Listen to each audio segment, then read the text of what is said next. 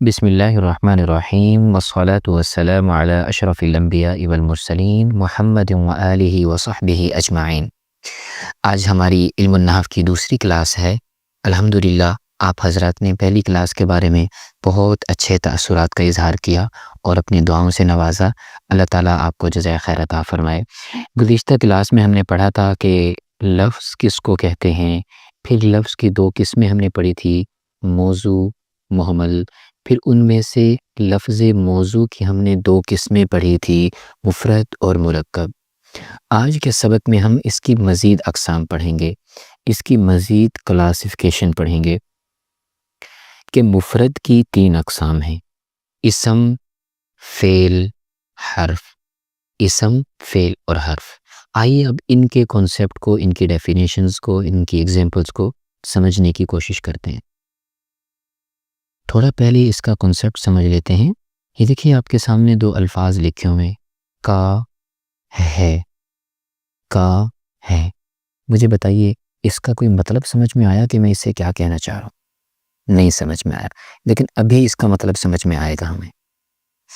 انہی الفاظ کو میں نے اپنے جملے میں استعمال کیا تو مجھے سمجھ آنے لگ گیا کہ کا سے میری مراد کیا ہے، ہاں ہے سے میں کیا کہنا چاہ رہا ہوں۔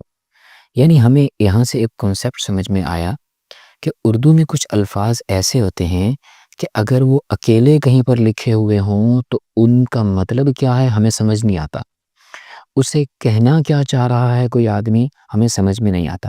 لیکن جب انہی الفاظ کو ہم کسی سینٹینس میں، جملے میں استعمال کرتے ہیں، ہمیں اس کا مطلب سمجھ میں آ جاتا ہے۔ تو اس طرح کے جو الفاظ ہوتے ہیں انہیں حرف کہا جاتا ہے۔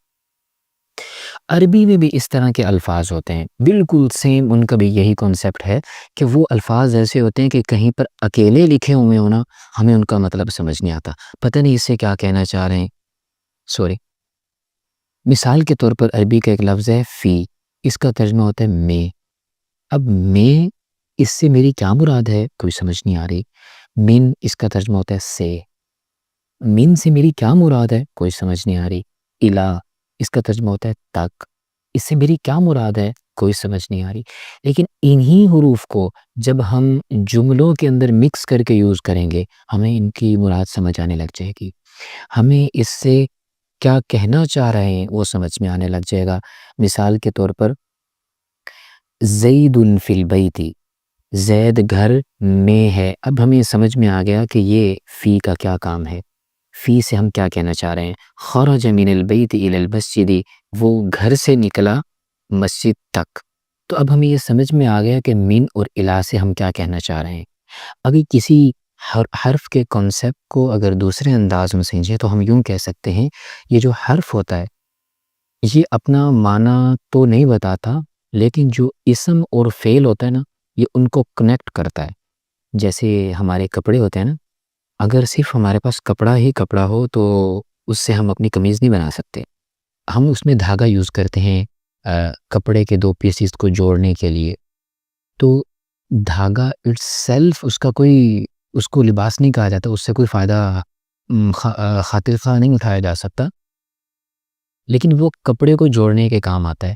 تو یہ جو حرف ہوتا ہے نا یہ اٹس سیلف اپنا معنی نہیں بتاتا، لیکن یہ اسم اور فعل کو جوائن کرانے کے لیے آتا ہے، ان کو، ان کے درمیان رابطہ پیدا کرتا ہے، ان کو جوڑنے کے لیے آتا ہے۔ امید ہے اس کا کنسیپٹ سمجھ میں آ گیا ہوگا۔ دوسرے نمبر پر ہمارے پاس آتا ہے ایک ایسی کیٹیگری ہے عربی الفاظ کی، عربی کلمات کی، کہ جو اپنا معنی بھی خود بتا لیتے ہیں، لیکن ان میں ایک ایکسٹرا چیز بھی ہم نے نوٹ کرنی ہوتی ہے کہ ان کے اندر نہ کوئی ٹائم نہیں ہوتا۔ یعنی ان الفاظ میں ہم غور کریں تو ہمیں نہ تو پاسٹ کی سمیل آ رہی ہوتی ہے، نہ پریزنٹ کی سمیل آ رہی ہوتی ہے، نہ فیوچر کی ہمیں اس سے کوئی سمیل آ رہی ہوتی ہے۔ یعنی اس میں ماضی، حال اور مستقبل تینوں زمانے اس میں موجود نہیں ہوتے۔ اس کی اگزامپل دیکھیں گے تو ہمیں ذرا بات زیادہ بہتر سمجھ میں آئے گی۔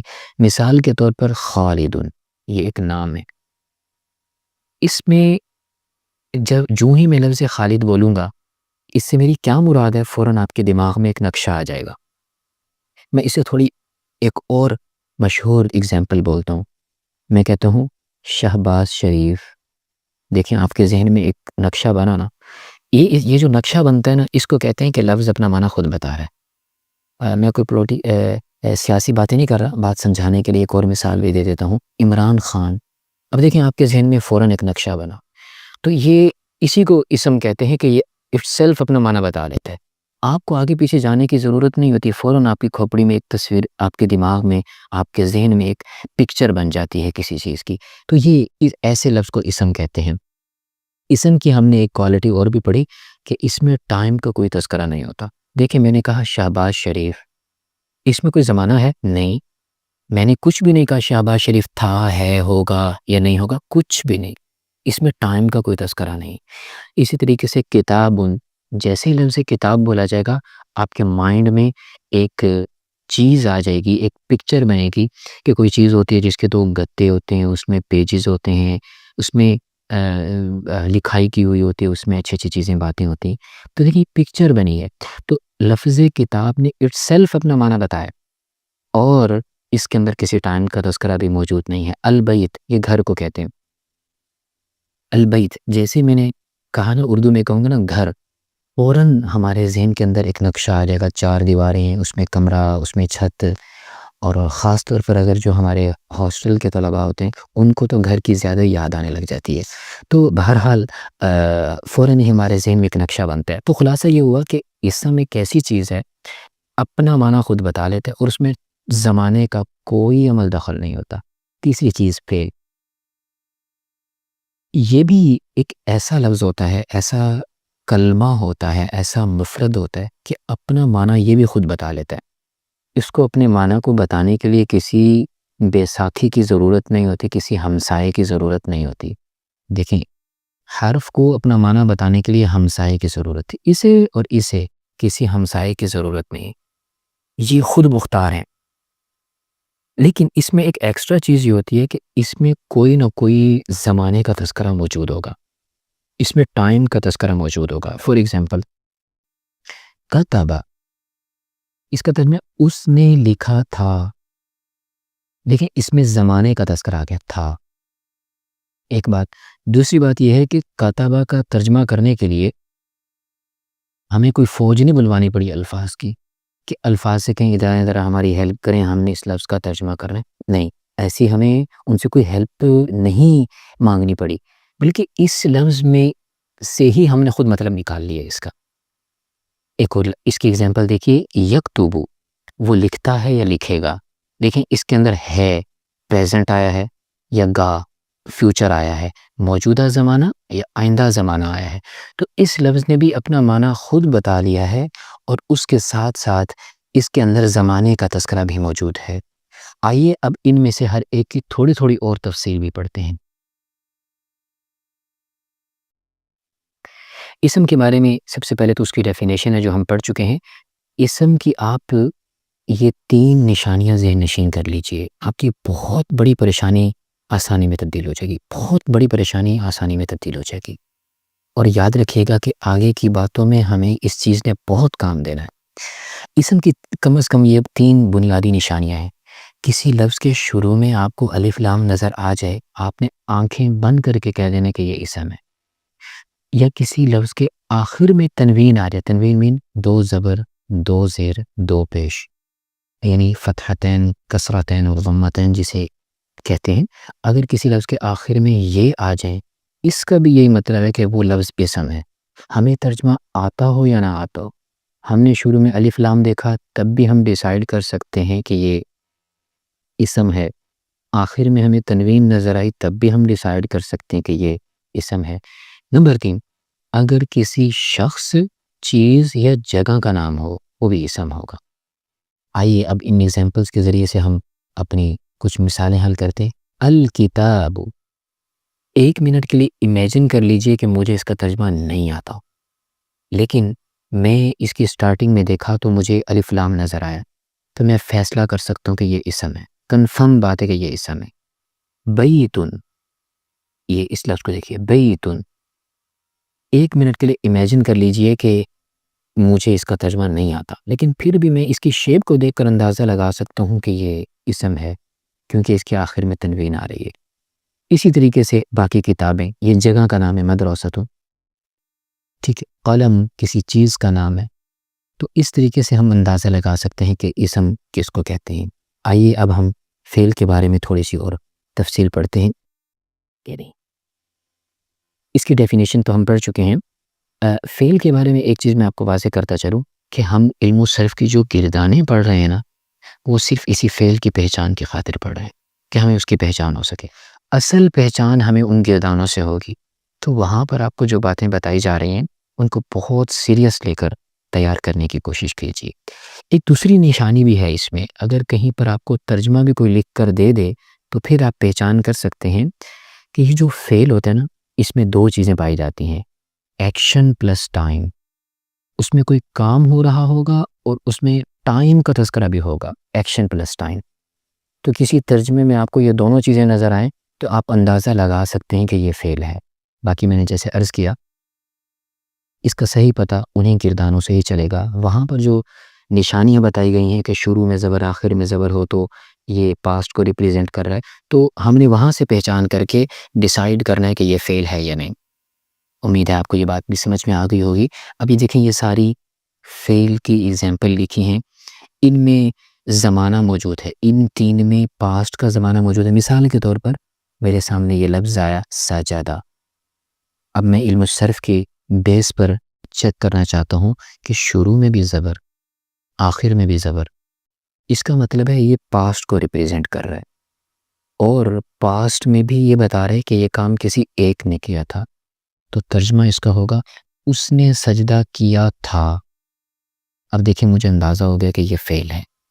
اسی طریقے سے میں نے ان سب کو چیک کیا تو میں نے یہی فیصلہ کیا کہ یہ فعل ہے۔ آئیے اب حرف کے بارے میں تھوڑی سی اور ڈیٹیل پڑھ لیتے ہیں۔ اس کی ڈیفینیشن ہم پڑھ چکے ہیں کہ اس کی نشانی یہ ہے کہ یہ فزیکل شیپ اس کی دیکھیں گے نا، آپ کو چھوٹے چھوٹے نظر آئیں گے کہ دو حرف پر مشتمل ہوں گے، کبھی کبھی زیادہ بھی ہوتے ہیں لیکن میجورٹی کیسز میں یہ بہت چھوٹے چھوٹے ہوتے ہیں۔ تو مثال کے طور پر اس میں دیکھیے خرج علی من دیکھیں جسٹ دو حروف ہیں، اس کے اندر جسٹ دو الفابیٹ ہیں، حروف تہجی میم اور نون۔ اس میں بھی دو حروف تہجی ہیں، اس میں بھی دو حروف تہجی ہیں، اس میں بھی دو حروف تہجی ہیں، اس میں بھی دو حروف تہجی ہیں۔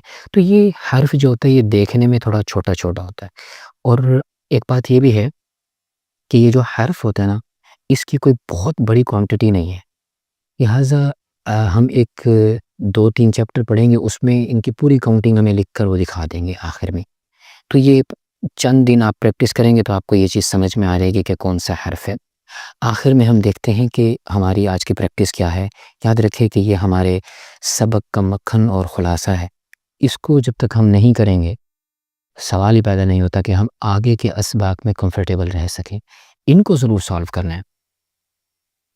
ان میں سے ہم نے اسم، فعل اور حرف کو علیحدہ کرنا ہے، اس کی علامات کی بیسس پر، اس کی نشانیوں کی بیس پر۔ فور ایگزامپل میرے سامنے یہ لفظ ہے، 1 منٹ کے لیے مان لیجیے مجھے اس کا ترجمہ نہیں آتا، میں نے دیکھا اس پہ تو تنوین لگی ہے، اور میں نے پڑھا تھا کہ تنوین تو اسم کی نشانی ہے۔ اگرچہ مجھے اس کا ترجمہ نہیں آتا، میں اس کی ٹینشن نہیں لوں گا، میں فیصلہ لے لوں گا کہ یہ اسم ہے۔ ایک اور لفظ دیکھیے خرجا، خرجا، میں چونکہ علم الصرف بھی پڑھ رہا ہوں، مطلب ایز اے اسٹوڈنٹ جب میں اپنی تھنکنگ کروں گا تو میں چونکہ علم الصرف بھی پڑھ رہا ہوں، شروع میں زبر اور آخر میں الف ہے، تو یہ تو پاسٹ کو ریپریزنٹ کرتا ہے، اور پاسٹ میں بھی یہ بتاتا ہے کہ یہ کام 2 لوگوں نے کیا تھا، تو اٹس مینس کہ یہ فعل ہے، وہ دونوں نکلے تھے۔ اس طریقے سے ان سب کو سالو کرنے، اب انہی الفاظ کو جملوں میں جوڑ کر لکھا گیا۔ جملے کے پارٹس کو چیک کریں کہ یہ جملے کا کون سا پارٹ ہے، یہ فعل ہے، اسم ہے، یہ کیا ہے۔ مثلا میرے لیے یہ اور یہ بالکل ایزی ہے ایز اے اسٹوڈنٹ، کیونکہ اس پر تنوین ہے تو یہ بھی اسم ہے، اس پر الف لام ہے تو یہ بھی اسم ہے۔ اب ایک یہ رہ گیا، ایک یہ رہ گیا۔ اس کے بارے میں نے غور و فکر کیا، شروع میں زبر آخر میں زبر، تو یہ تو ماضی کو ریپریزنٹ کر رہا ہے، یہ فعل ہوا، اور ماضی میں کس کو ریپریزنٹ کر رہا ہے، یہ بتا رہا ہے کہ یہ کام کسی ایک نے کیا تھا۔ باقی یہ بچ جاتا ہے کہ اس کے دیکھیں دیکھنے میں بھی مجھے چھوٹا چھوٹا لگ رہا ہے کہ 2 حروف ہیں اس کے، تو میں اس کے بارے میں ڈیسائیڈ کر لوں گا کہ یہ حرف ہے۔ یاد رکھیں کہ حرف ہمیشہ دو حروف تہجی پر مشتمل نہیں ہوتا، زائد بھی ہوتے ہیں، لیکن یہ ابھی بنیادی سمجھ کے لیے میں نے آپ کو یوں بتایا ہے۔ مزید کوئی بھی مثال دیکھیں تو آپ اس کو انشاءاللہ سولو کرنے کی پوزیشن میں ہیں۔ ان میں سے ایک دو فعل ایسے آئیں گے جو ہماری نیکسٹ سبق میں ہم پڑھ لیں گے، تو یہ بھی آپ سولو کر سکتے ہیں۔ تو ان کو سولو کر کے آپ مجھے ضرور بھیجیے گا۔ امید ہے آپ کو یہ سبق سمجھ میں آیا ہوگا۔ السلام علیکم ورحمۃ اللہ وبرکاتہ۔